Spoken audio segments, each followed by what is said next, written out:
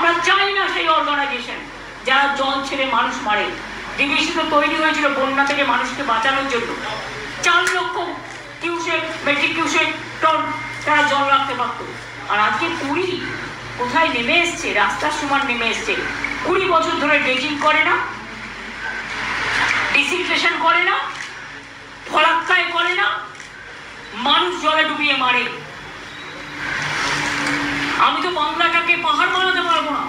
দার্জিলিং এর একটা পাহাড় আছে, সেটাও তো ভুটানের জলে ডোবে, সেটাও তো নেপালের জলে ডোবে।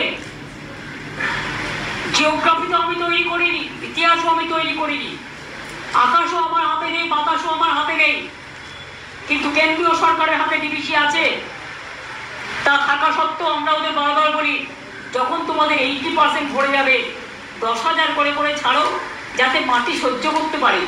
একসাথে তুমি 5 লাখ ছাড়বে, কি করে মাটি সহ্য করবে? তুমি তো জল এসছে 3 তলা সমান, 3 তলা সমান জল এসছে এবারে। Can you imagine? তাও তো অনেক অঞ্চল বেঁচে আছে, যেগুলো বেঁচে আছে ভাবছেন, তার জন্য আমরা অনেক কাজ করেছি, আগামী দিনও করবো।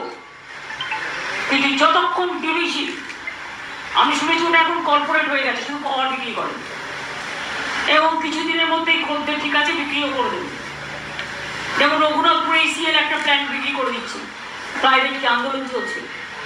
এগুলো মাথায় রাখবেন। রেলের কি অবস্থা?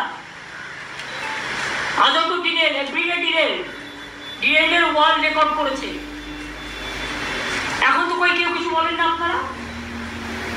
আমি যখন চালাতাম সুন্দরভাবে বাংলাকে 2 লক্ষ কোটি টাকার প্রজেক্ট দিয়েছিলাম, তখন একটা আশারা বেরোলে এবিপি আনন্দে বড় বড় বেরোতো সারাদিন।